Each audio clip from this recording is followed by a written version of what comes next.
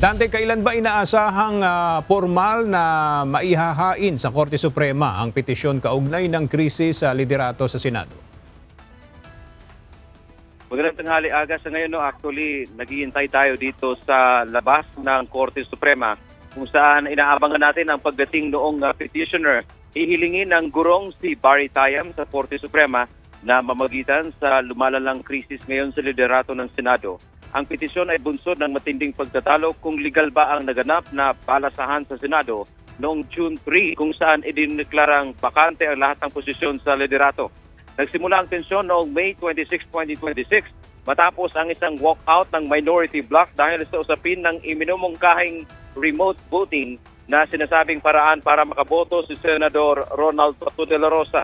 Noong June 3 sa presensya ng 12 senador, inihalal si Senator Sherwin Gatchalian bilang acting Senate President.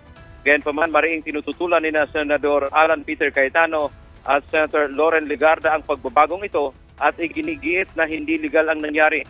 Sa petisyon, binibigyang diin na ang kabuuang bilang ng mga active na senador ay nababasan dahil si Senador Jinggoy Estrada ay nasa preventive detention at si Senador De La Rosa naman ay hindi mahagilap matapos ilabas ang warrant mula sa ICC.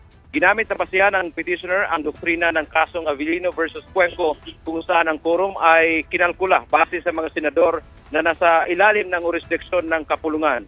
Sa kabila ng kautusan mula sa bagong liderato na work from home, muna ang mga kawani, patuloy na nagsagawa ng pagdinig si Senador Pia Cayetano kahapon ng Blue Ribbon Committee. Ang nasabing pagdinig ay binuweltahan ng bagong liderato dahil wala umanong opisyal na stenographer at sekretarya na nagdokumento sa sesyon.